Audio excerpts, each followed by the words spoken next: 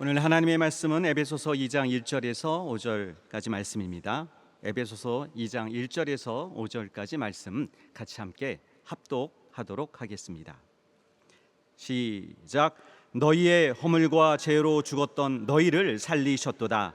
그때 너희가 그 가운데서 행하여 이 세상 풍속을 쫓고 공중의 권세 잡은 자를 따랐으니 곧 지금 불순종의 아들들 가운데서 역사하는 영이라.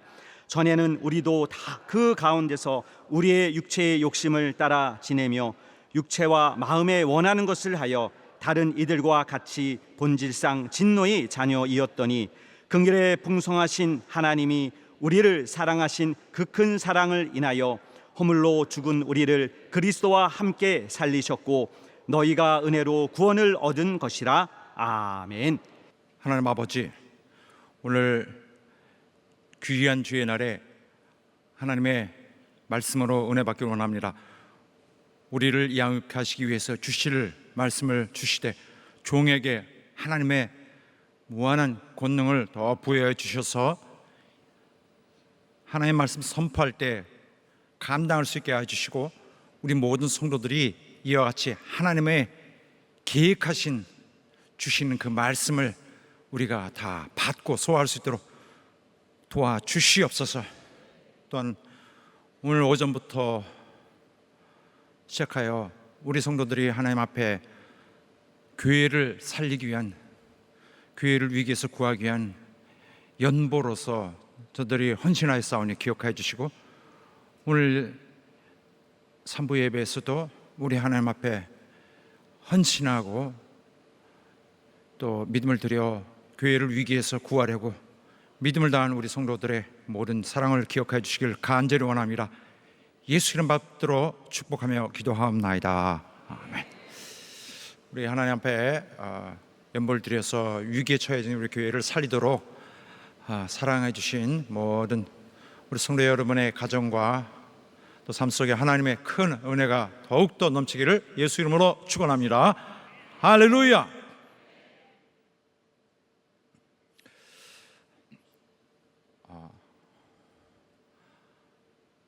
하나님께서 우리를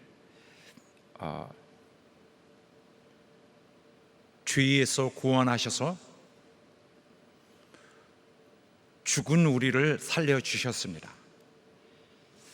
이렇게 하여 우리는 하나님으로부터 너무너무나 큰 사랑을 받았습니다. 감히 우리가 요구할 수 있는 처지도 아니고 그렇게 할 수 있는 상황도 아닌데 그가 그래도 사랑해 주셨습니다. 그래서 적어도 우리는 이 사실에 대하여 최소한 그 은혜를 감사하고 얼만큼이라도 갚아내려고 하는 그 정신은 분명히 있어야 합니다.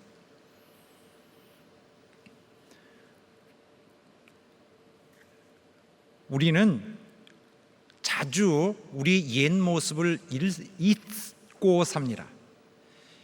옛 모습은 우리 자신의 모습입니다. 옛 모습을 얼마나 사실 우리에게 끔찍하고 정말 기억하고 싶지 않은 얼마나 심각한 상태였는가를 기억하는, 정말 잘 기억하고 있는 사람이 얼마나 있을까 생각해 봅니다. 많은 사람들은 이 옛날에서 이렇게 지금 나아진 형편에 대해서는 잘 충분한 감동을 유지하지 못합니다.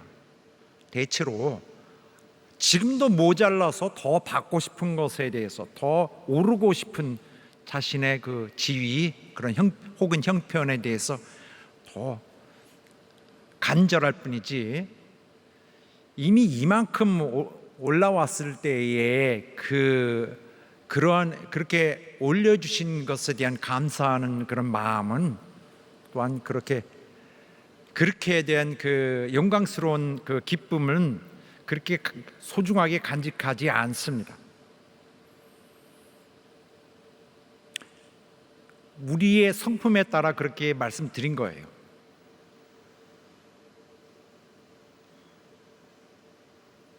잘 실감이 나지 않기 때문에 시간이 가면서 잊어버리는 것입니다.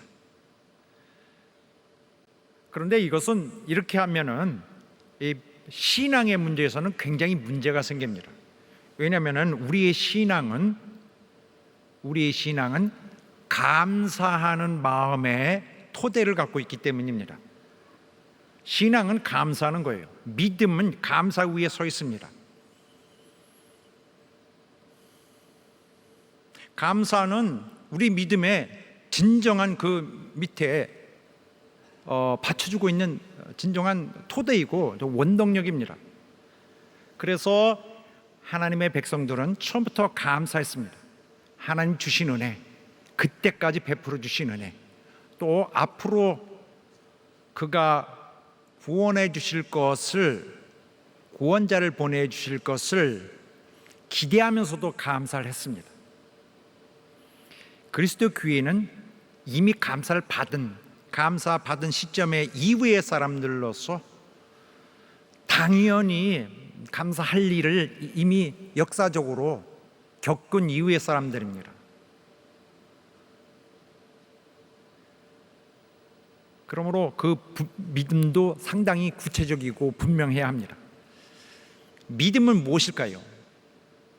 우리가 믿음으로 신앙생활하는 것인데, 믿음은 이를테면은 우리가 비행기 타고 여행할 때 비행기 타는 티켓이라고 볼 수 있습니다. 여행 갈 때 공항에서 체크인 하면은 이렇게 티켓을 줍니다. 그거 있어야 비행기 타요. 물론 혹시 안 되면 막 우기고 뭐고 해서 되는 방법이 있습니다만 원칙적으로 말합니다. 이 티켓 없으면 비행기 못 탑니다. 그래서 적어도 티켓을 띄워줄 때 잘 놓고 보관하고 있다가 잘 지키고 있다가 비행기 탈 때 내야 돼요. 그래서 놓으면은 그래서 뭐 뜯을 건 뜯어서 이렇게 가십시오 하는데 무작정 들어가서 설령 내가 돈을 내고 예약을 했다 할지라도 이걸 잃어버리면은 들어가겠습니다. 그런데 안 됩니다라고 막을 겁니다. 아니 나 예약을 했어요. 돈도 다 냈어요. 그런데 티켓이 없으면 못 들어가는 것입니다.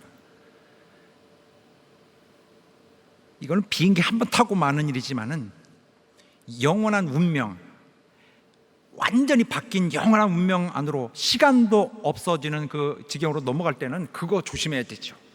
정말 평생을 그걸 위해 그 한순간 티켓으로 들어가는 것을 위해서 정말 죽을 힘을 다해야 됩니다. 그럼 믿음이 무엇일까요? 믿음. 어떤 사실에 대해서 내가 잘 인지하고 있다가 그 사실을 알고 있다가 그 믿음을 어떤 정보를 잘 기억하고 있는 것이 아닙니다. 내가 이 정보에 대해서 인정하고 있는 거 아닙니다. 믿음은 결단에 의한, 믿음은 삶을 바꾸는 결단이에요. 새 인생을 위한 결단입니다. 굉장히 극적인 새 결단입니다.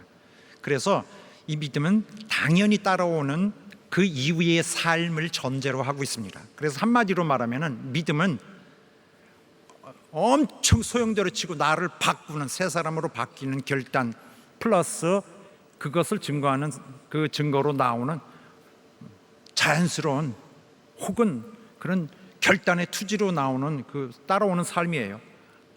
그래서 믿음은 그렇게 가볍게 이루어지는 것이 아닙니다.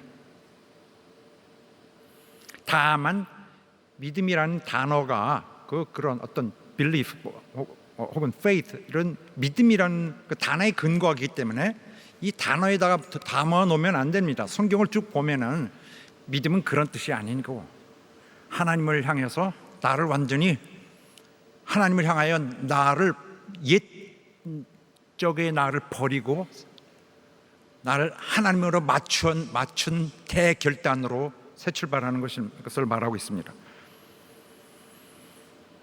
그렇게 함으로써 옛 운명에서, 비극적인 옛 운명에서 구출되었다는 그러한 그 극적인 그것을 그 자체가 믿음 자체가 설명하고 있는 것입니다.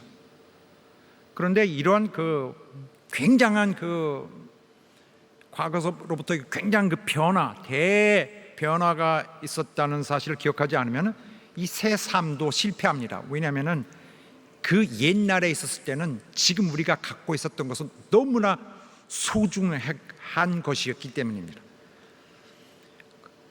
그리스도 안에서 새 삶을 살게 되면은 이것은 새 영역에 사는 것입니다.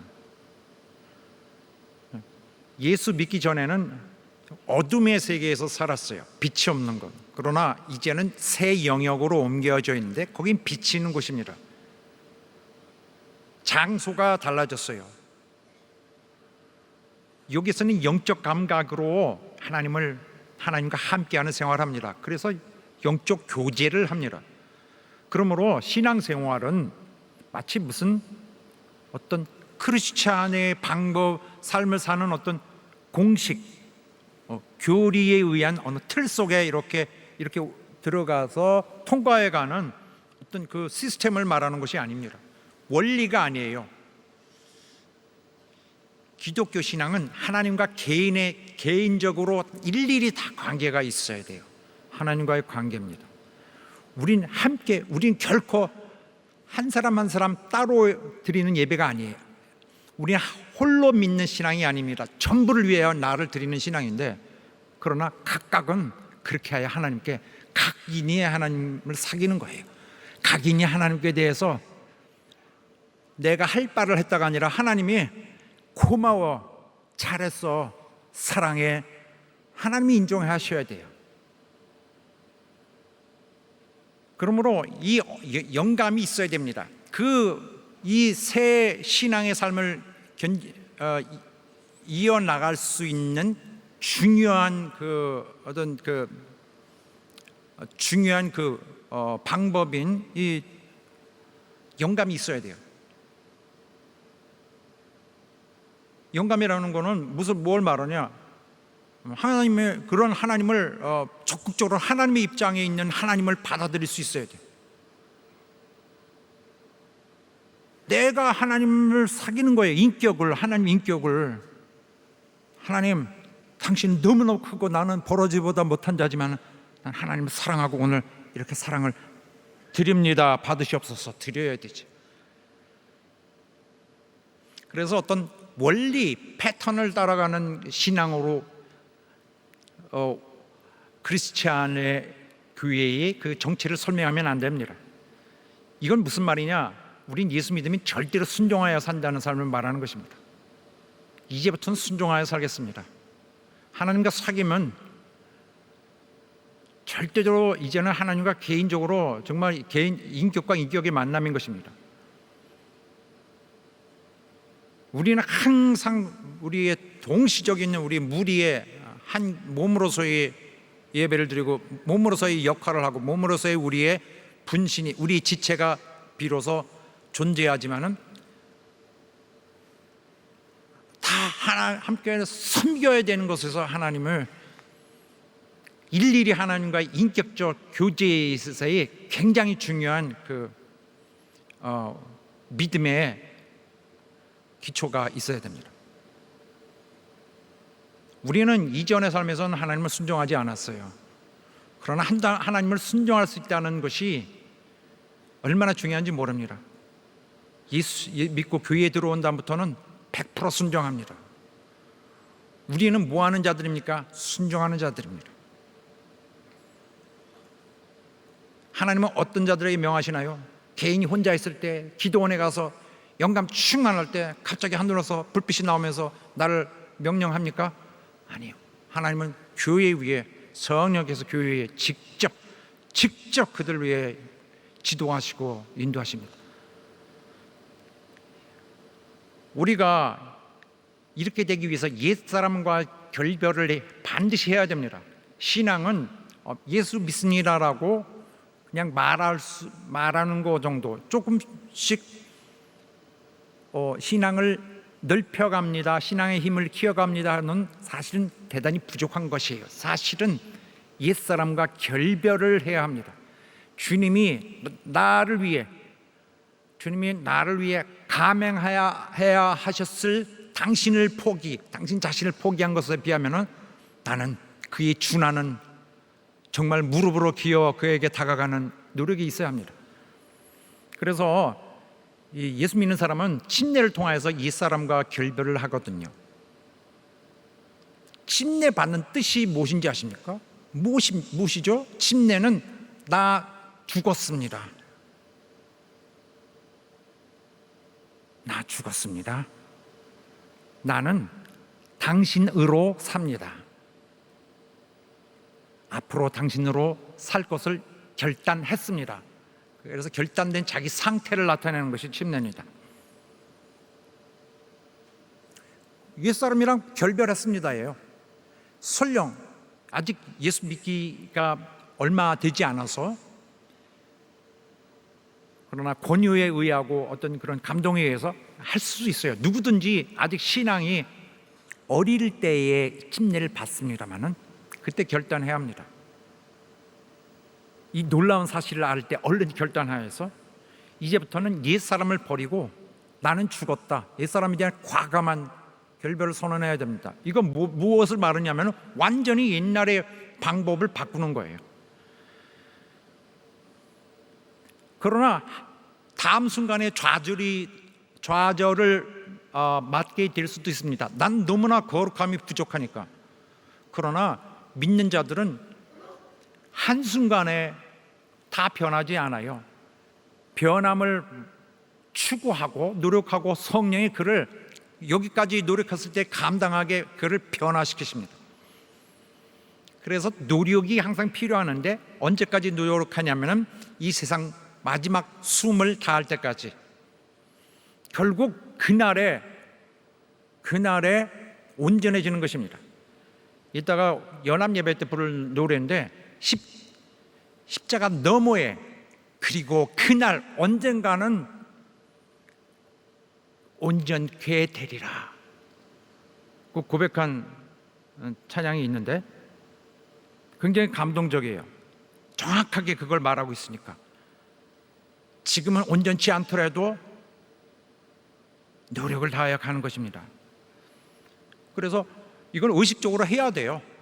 훈련 자체가 필요합니다. 그래서 교회에 와서 달라졌다면은, 옛사람을 버리고 이제는 예수로 사는 사람이라면은, 나는 껍데기만 드리고 예수님이 사십시오. 예수님이 사시는 건데, 그 의무가 있어요. 그 크리스찬들이 해야 되는 의무. 크리스찬 하면은 그리스도인들이라는 말이 처음에 발생해서 떠돌기 시작할 때부터 처음에 그리스도인이라는 의미를 담고 있는 그 행동이 있습니다. 크리스찬의 그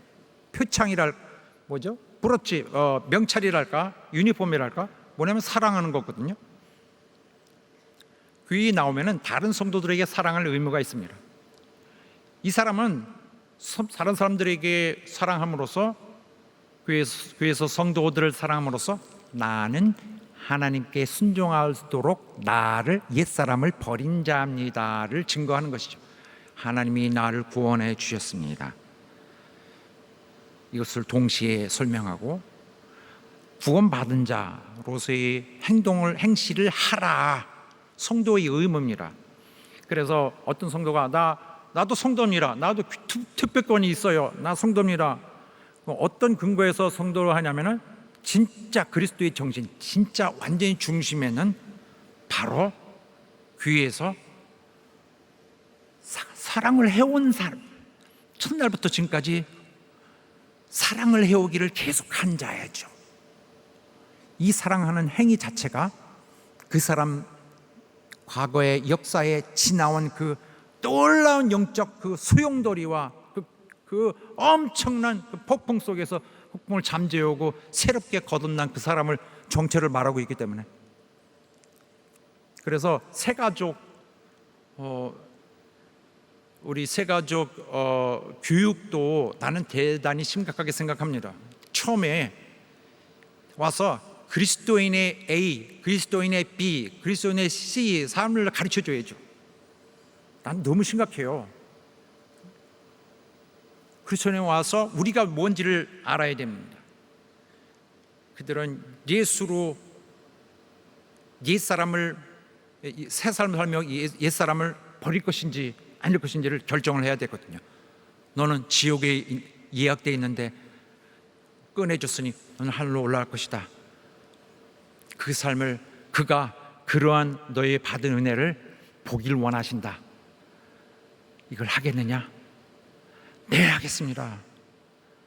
이제는 넌 침례 받아라. 네. 침례 받을 수 있냐?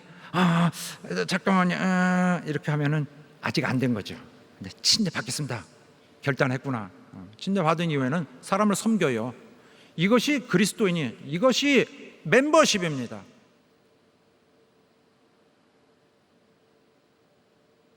교회를 사랑하는 자들, 순종하는 자들. 그래서 우리는 이 교회 사랑의 의무가 있는 거예요. 그리스도께서도 직접 말씀했어요. 너에게 의무가 있다. 사랑하라. 사랑만 해. 다 해결돼. 사랑은 받은 은혜를 감사하는 거예요. 사랑하지 않는 사람은 받긴 받았지만 뭐 내가 이미 받은 건 뭐 토해낼까요? 어떻게 토해내요? 뭐 이런 식으로 굉장히 마땅치 않게 정말 옳지 않은 그런 불의하게 뭐 떳떳한 척하는 그런 모습이죠. 받은 은혜를 증거해야 되는 것입니다. 그래서 이 신앙을 잃지 않기 위해서, 신앙은 언제든지 잃을 수 있습니다. 믿음은 잃을 수 있어요. 믿음은 언제든지 잃을 수 있습니다. 구원을 상실하는 것입니다. 물론 로마서 8장 마지막 부분은 그렇게 얘기하고 있지만은 성경은, 복음서의 성경은 믿음은 구원은 상실될 수 있다고 했습니다. 계시록은 믿음은 상실할 수 있다고 말하고 있습니다. 사랑하는 여러분, 옛 삶, 구원해 주신 우리 주님이 우리를 구원해 줄 때 그냥 막 심판자로서 마구 구원해 주신 거 아니에요. 구원해 주실 때는 자기를 희생하여 하셨는데, 그 하나님 마음에 가지셔야 되는 그 부담, 그 어려움, 그 고통 함께 기억해야 됩니다. 사랑하는 여러분, 옛사람에게서 나와서 구원받은 지옥자씨에서 하나님의 자녀가 된 것을 기뻐하시고, 그 마땅히 가져야 할 의무를 정말로 가지심으로 말미암아 신앙을 유지하여 정말 천국으로 이끄시는 하나님의 그 계획에 하나도 차질이 없는 여러분 되시길 예수 이름으로 축원합니다. 우리 교회 전체가 하나같이 한 유니폼을 입고 우리와 대화하시고 우리를 명하시고 우리를 순종케 하여 그가 양육하실 때에 100% 천국 백성들이 되던 우리가 되기를 예수 이름으로 축원합니다. 할렐루야. 오늘 본문의 말씀 보겠습니다. 본문의 말씀에서는 이제 교회 성도들이 과거에 자기들의 처지에서 지금 바뀐 사실을 엄청나게 변신하고 도약한 사실을 알고 있느냐 물어보는 것입니다. 자, 너희의 허물과 죄로 죽었던 너희를, 시작, 너희의 허물과 죄로 죽었던 너희를 살리셨도다.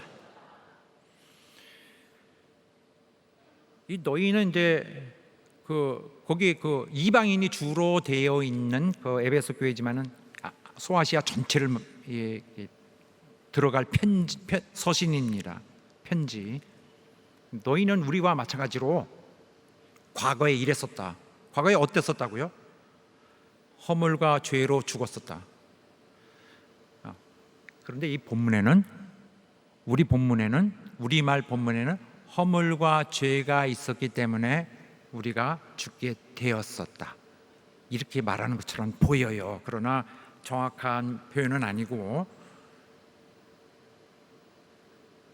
이 헬라적인 이런 정서에 따라서 옳게 설명하면은 우리가 죽었다, 그래서 물론 우리가 죄와 허물로 죽었습니다. 애초에 아담 안에서. 그러나 죽었다. 그래서 죄와 허물에 머물러 있는 것이라. 너희는 죽었었느니라. 그래서 죄와 허물과 죄 속에 살았었노라. 이 말을 하는 것입니다. 상태, 죽은 상태. 원인과 결과, 죄 때문에 죽었다 이거 말하는 것이 아니라 너희는 죽었다. 너희 상태는 이건데 허물과 죄 속에 살고 있는 것이라. 그래서 영역을 말하는 것입니다. 살고 있는 영역, 존재의 영역. 너희는 과거에 이 영역이 있었다. 어떤 영역이요? 허물과 죄의 영역. 너희 본질이 그거다는 것입니다. 자, 어떤 사람이 거짓말을 해가지고 그때부터 거짓말쟁이가 되는 거 아닙니다. 그 사람은 거짓말쟁이기 때문에 하는 거예요. 그 전까지 깨끗해졌다가 어느 날 그 도둑질하는 순간 이때부터 도둑이 되는 것이 아니라 도둑이기 때문에 도둑질을 하는 거예요. 사람이 영적으로 죽은 사람은 죄와 허물 속에 들어있어요. 그 속에 사는 자는 그 영역 안에 있기 때문에 속에서는 그 범죄를 일으키려는 자기가 기회를 보고 있습니다. 너무나 이제는 삶의 중요한 일부가 되어버렸어요. 죄를 범하고 허물을 범하는 것이. 그래서 오늘 에베소의 말씀은 허물로 인하여 죽었다는 사실도 말하고 있지만은 너희는 영역이 죄와 허물 속에 있는 것이다. 너희가 원래 죄인이기 때문에 그렇게 하는 것이다 라고 설명합니다. 선한 사람은 선한 일을 하고요, 악한 사람은 악한 일만 합니다. 이와 같이 이것은 진짜 속이 무엇인가를 가리려고 해도 가릴 수가 없다는 것입니다. 또 입에서 나오는 것은 더러운 것인데 그 사람이 진짜로 더럽기 때문입니다. 자, 오늘 본문의 말씀에 허물과 죄로 죽어 있던 우리의 옛 영역, 우리가 살고 있던 영역에 대해서 말하고 있는데, 허물은 무슨 뜻이냐면은 우리말로 허물이에요. 뭔가 위반한 거죠. 잘못하는 거. 그리고 죄는 하나님에 대해서 하나님의 뜻을 벗어난 걸 말합니다. 왜 두 개의 단어를 나란히 했느냐? 허물, 왜 갑자기 허물이지? 이것은 에베소서 이 상황에서 죄성을 전체를 나타내려고 그냥 두 단어를 놓고 다 포괄적으로 모든 우리 죄성에 들어있는 걸 말하려고 하는 거예요. 영적으로 죽었다는 사실을. 그래서 이 죽어있는 이 상태에서는 이건 죽은 건 어떻게 들어왔죠? 우리가 어떻게 해서 죽게 됐어요? 애초에 하나님께 범죄해서 그 불순종의 범죄로 죄가 들어오고 사망이 들어왔습니다. 그래서 당장 육체적 죽음을 갖게 되었어요. 누구든지 죽습니다. 저도 죽고요. 사람의 몸을 가진 자들 한번 죽습니다. 이것은 영원히 죽는 것, 심판받아 영원히 죽는 것에 대한 부분적 맛보기예요. 원래는 우리가 여기서 죽는 거 보고 영원히 죽겠구나를 알아야 되는 것입니다. 왜냐하면 이 하나님의 이 심판은 동시에 일어났어요. 하나님의 영적으로 영원히 일어날 일을, 영적인 일에 대해서 이런 현실에서는 부분적으로 우리가 체험합니다. 영원한 일에 대해서는 우리 육신으로 실제로 부분적으로 체험합니다. 이 생에서 부분적으로 경험하게 되는 것입니다.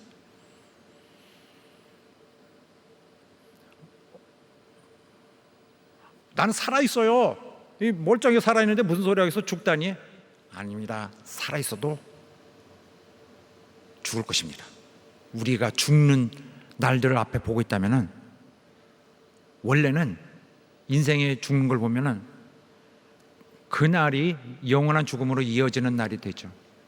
죽음이 끝이구나. 주님은 살아서도 죽은 것이라 했습니다. 죽은 자들로 서로 장사나 지내라.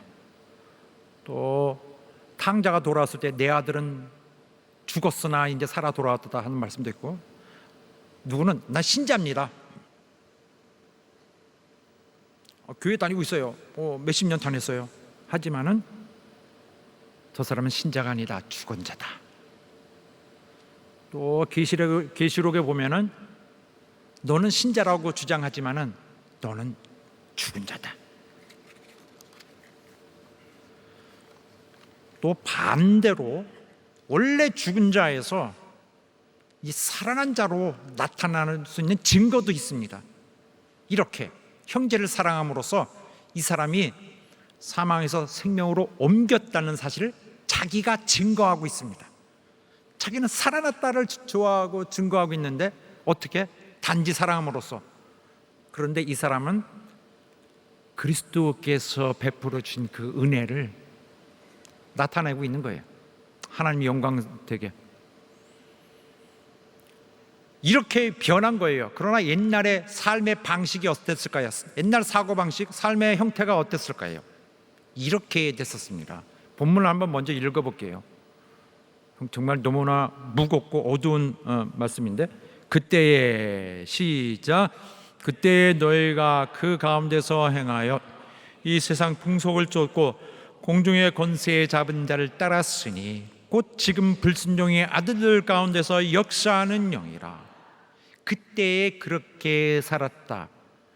그때 행하여, 행하여는 걷다, 행하다, 살다 같은 뜻입니다. 행하며 살고 있는 것입니다. 그때는 언제예요? 허물과 죄로 살 때. 너희가 허물과 죄로 살던 그때에 그 가운데서 행하여, 어느 가운데서? 죄와 허물 가운데서 행하여. 계속 기운 빠지게 하는 그 말씀이에요. 너희는 계속 허물과 죄 속에 살았다. 그 상태에서 벗어낼래야 벗어날 수 없는, 죄와 허물을 피할래야 피할 데가 없이, 피하고 싶어도 자기가 범하며 살아가던 비참한 처지였습니다. 이 세상 풍속을 쫓고, 이 세상은 이 불신앙의 세상을 말합니다. 보통 널려져 있는 온 세상, 불신앙을 말하는 거예요. 예수님도 이 세상을 당신의 세상으로 보지 않으셨습니다. 어떤 그 성격상 경계하셨죠. 또 이 세상의 풍속이라는 말은 이런 시대를 말하는 거예요. 시대, 세대, 제너레이션, 시대야.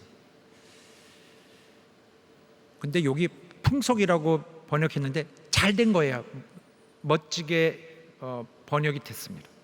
결국 세상, 풍속 같은 말이에요. 그래서 어떤 류의, 우리가 이것을 볼 때 어떤 류의 유행이, 세상적 유행이 이런 말이 아니라 온 세상을 어우르는 세상의 풍조가, 온 세상의 풍조를 한꺼번에, 세상의 그 흐름을 한꺼번에, 성격을 한꺼번에 말하고 있는 것입니다.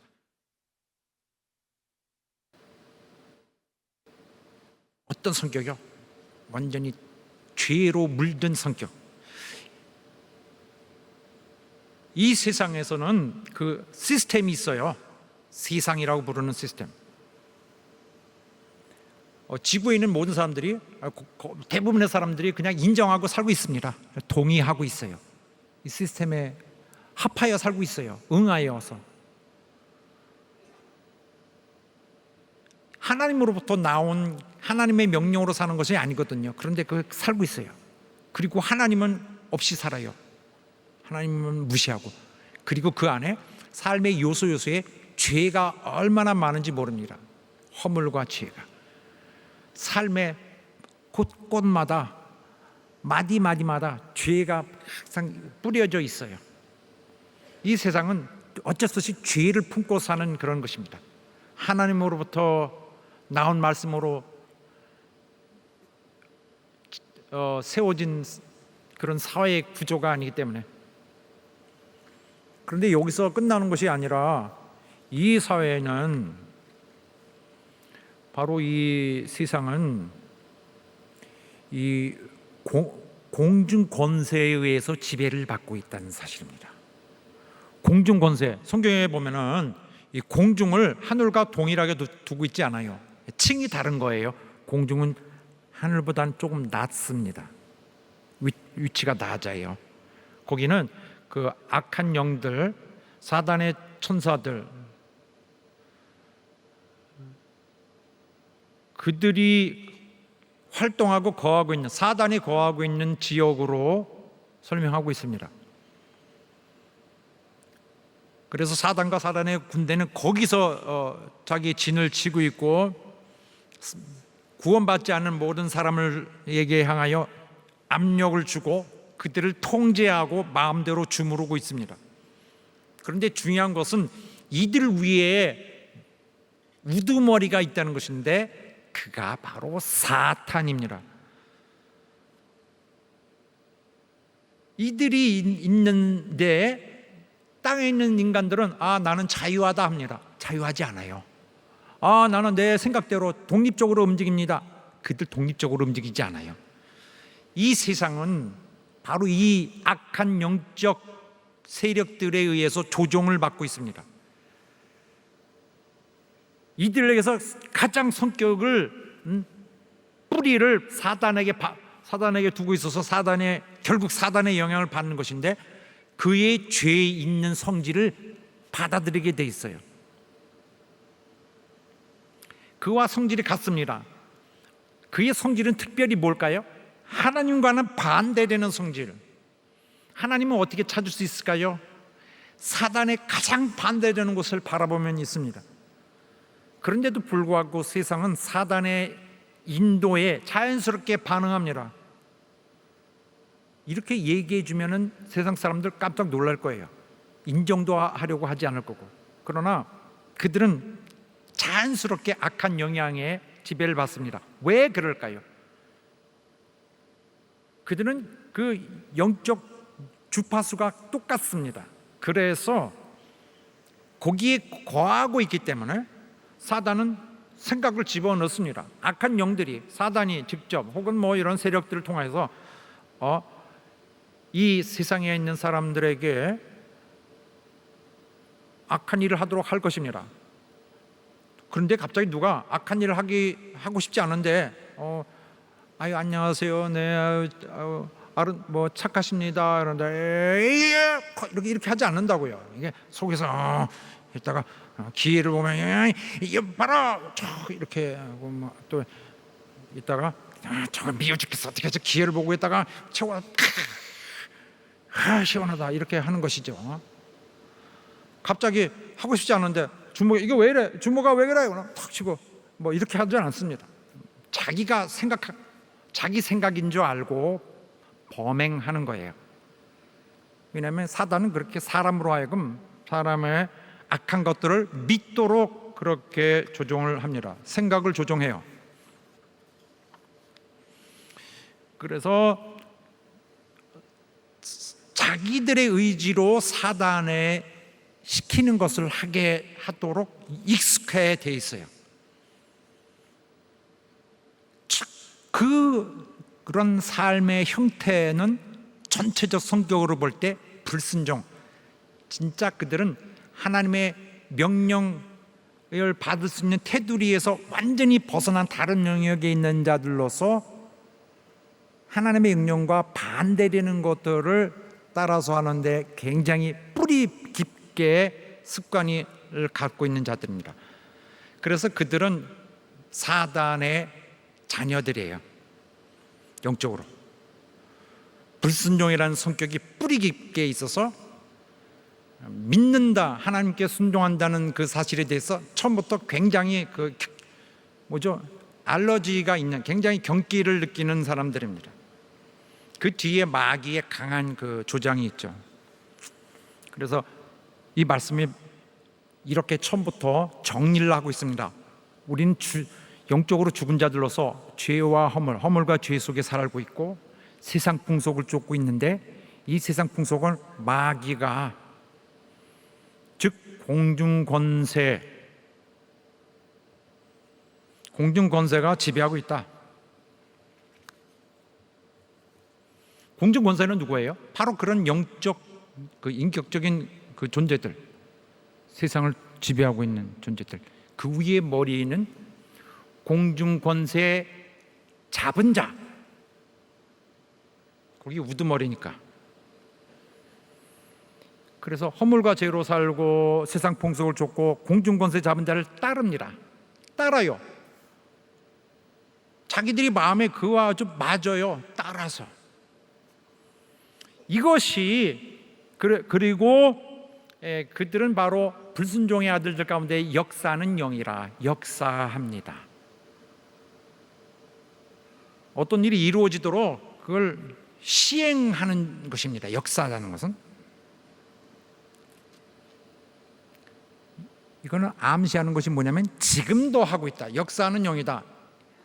얘처럼 지금도 역시 역사하고 있다.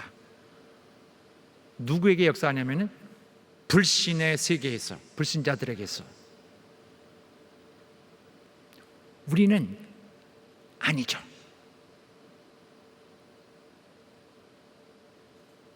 그러나 그렇다고 해서 안심할 수는 없어요. 신자들에게도 위협적입니다. 마귀 조심해라. 당한다.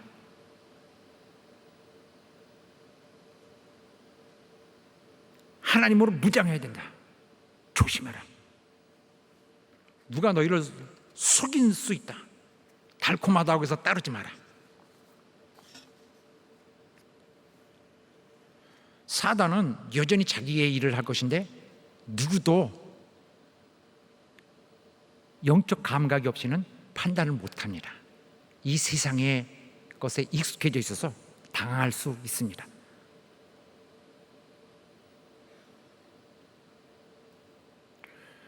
사단은 그렇게 포기하지 않습니다. 비록 그가 패배했지만은 마지막 날까지, 지옥에 던져진 날까지 그는 싸울 것입니다.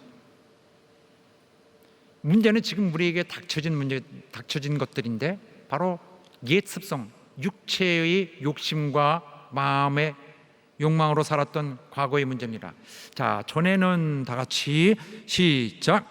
전에는 우리도 다 그 가운데서 우리 육체의 욕심을 따라 지내며 육체와 마음에 원하는 것을 하여 다른 이들과 같이 본질상 진노의 자녀였더니. 전에는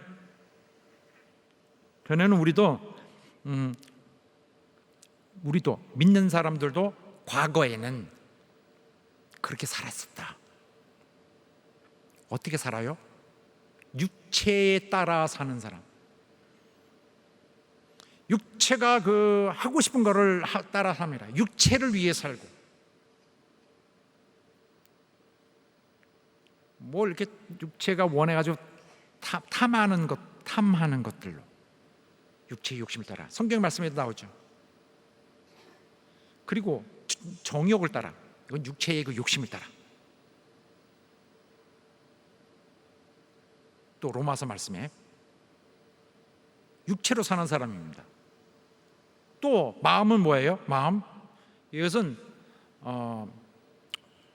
마음은 말하면 the heart, 이 깊은 그 마음 말고 좀 얕은 그 감정을 다루는 부분을 말합니다. The mind를 말합니다. 생각이나 비슷해요. 생각, 충동을 일으켜서 마음에 원하는 것, 그 충동으로 원하는 것으로 해서 그 자기가 원하는 걸 하려고 주로 이기적인 그런 성향을 이렇게 표현하는 것인데, 타락한 인간이 그 마음의 충동을 보면은 충동으로 이렇게 하려고 하는 이런 것들을 이렇게 마음에 원하는 것을 내가 원하는 거 가져야 돼. 그래서 이 불법을 계획하고 시도하고 이렇게 합니다. 생각이 오염된 거예요. 그러니까 오염되지 않은 부분이 없어요. 나는 나는 이게 일단 마음을 돌린다. 오염돼서 오염을 씻어야 돼. 오염되지 않은 것이 없어요. 생각도 자기 마음대로 못해. 완전히 생각까지 다 지배된 거예요.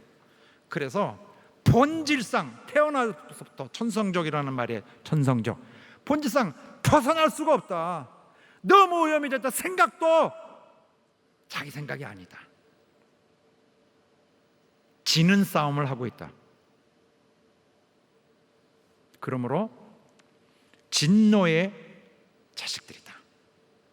태어나면서부터 소망이 없다. 오늘 처음 태어났는데 이미 끝난 것이다.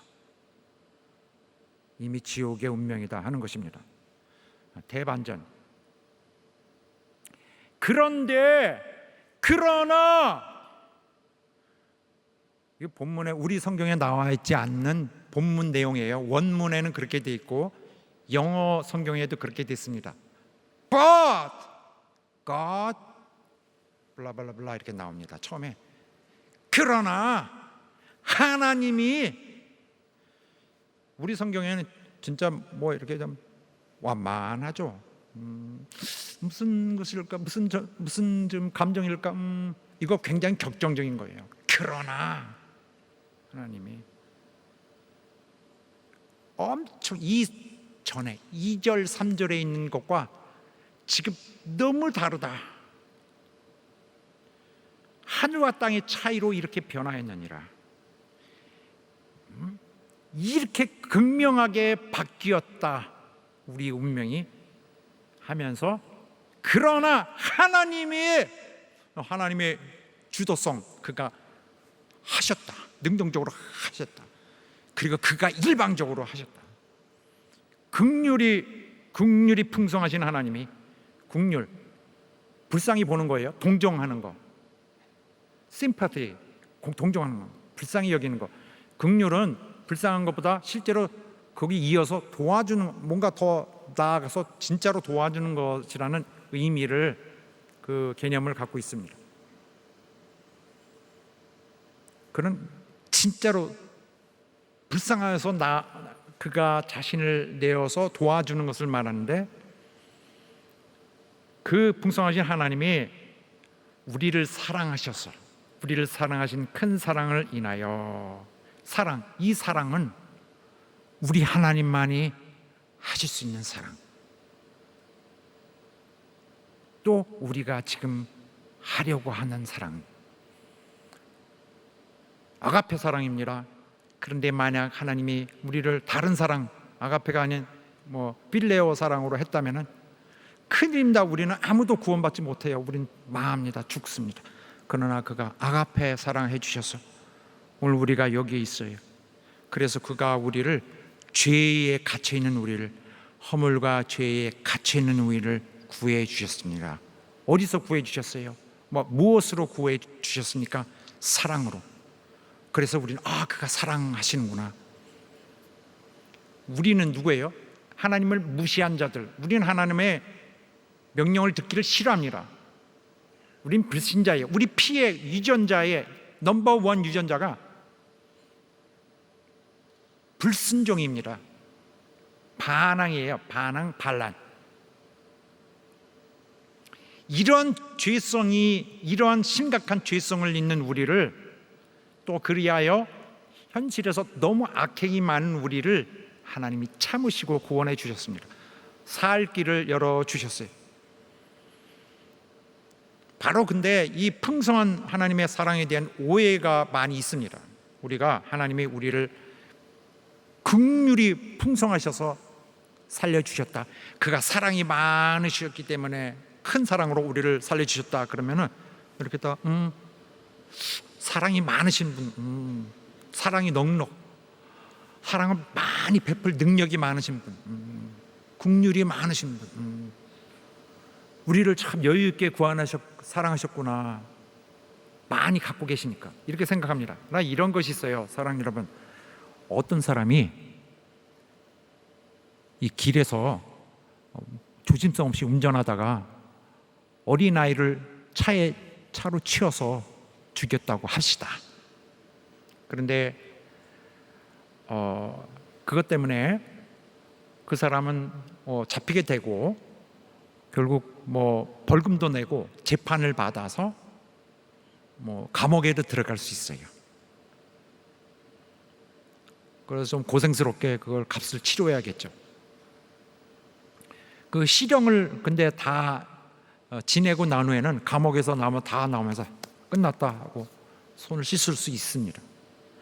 법으로는 그는 이제 자유해요. 무죄합니다. 그러나 그가 법적으로 형벌을 다 치렀다고 해서 그 아이의 부모의 아이는 돌아오지 않습니다. 그 부모의 아픈 마음은 치유되지 않습니다. 부모의 슬픔은 저 사람이 형벌을 받은 것으로 인해서 지워지지 않습니다. 결국 완전히 관계는 끊어지는 것인데, 만약에 그 범죄자와 이 아이의 부모가 어떻게든 화목이 되려면은 이 상처받은 이 부모가 용서해 주는 길밖에 없어요. 이 사람은 이것을 화목을 이룰 아무런 자기가 할 그런 입장이 전혀 아닙니다. 오직 범죄를 당한 사람이 용서를 해주면 할 수 있는 것이죠. 그러나 이 경우, 바로 이런 경우가 하나님의 경우인데, 하나님께서 용서하셔서 그분이 가지신 상처는 씻어지질 않습니다. 그가 당한 그 범죄로 인한 고통은 그가 감당하셔야 될 당신의 짐이에요. 우리가 생각하기에 하나님 사랑이 많으시다 할 때 사랑이 능하시구나 하고 해서 사랑은 쉽게 그가 받으신 고통을 쉽게 그가 받으신 견디셔야 되는 그 범죄를 쉽게 감당하시는구나 생각하면 잘못한 것입니다. 그는 무리 없이 그런 걸 견디시는구나 하고 생각하면 잘못 생각하는 거죠. 그는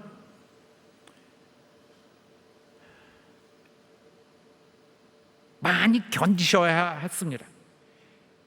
용서할 만큼 충분히 견디셔야 했고, 용서하기 위해서 오히려 자기가 죽을 만큼 사랑하셔야 되는 어려움을, 매우 고통스러운 그런 그 고난을 겪으셔야 했습니다. 그래서 아픔을 능히 견뎌냈다? 아닙니다. 그는 그 아픔을 당신 안에 품고 견디시고 사셔야 되며, 그 용서를 이루기 위해서 오히려 자기 독생자를 심판에 처하여 죽게 하셨습니다.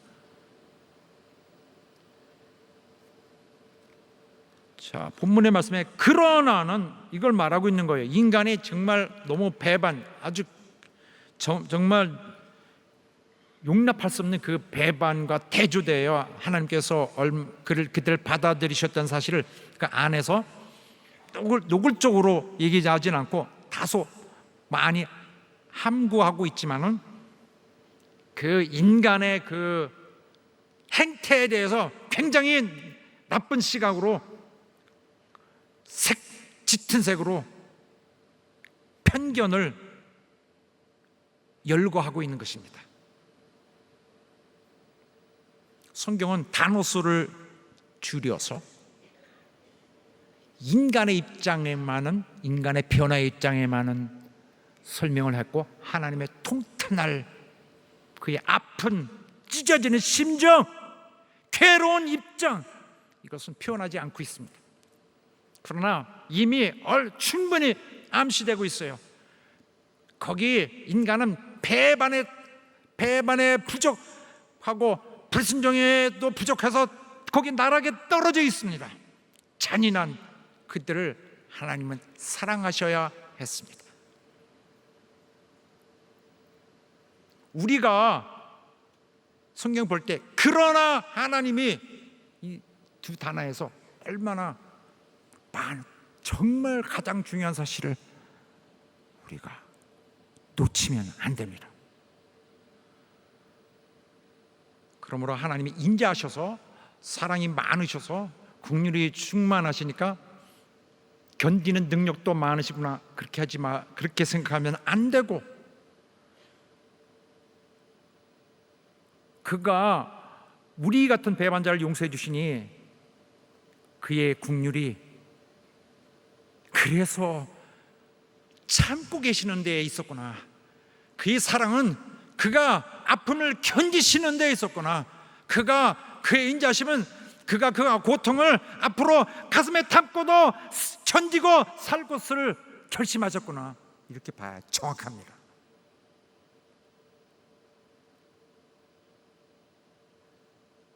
전에 우리가 악한 행실로 멀리 떠나 마음으로 원수가 되었었다.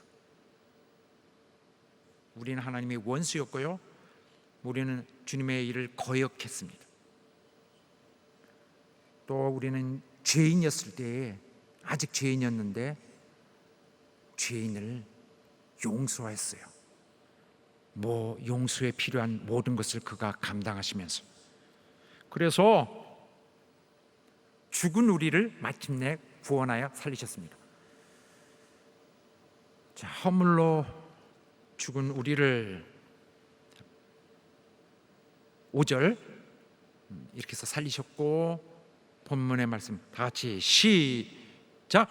허물로 죽은 우리를 그리스도 예수 안에서 살리셨고 너희가 은혜로 구원을 얻은 것이라. 영적으로 죽었어요. 영원한 심판을 기다리고 있는 그에게, 바로 우리 자신들에게 생명을 주셨습니다. 우리를 살리셨습니다.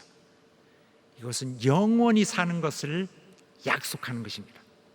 우리가 영적으로 살아가는 것은 영원한 삶을 보장하는 것입니다.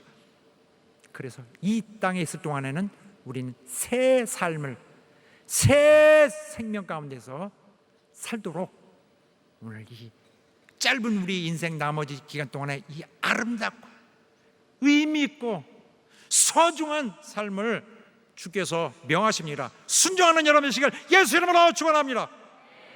우리가 구원받기 전에 형편이 이렇게 해서 올라왔다면 거만해서는 안 되고, 하나님 앞에 교만해서는 안 되고, 성도들 앞에서 자기 자랑하고 성도들 앞에서 자기 남을 무시해서도 안 되고, 사랑하고 존중해야 됩니다.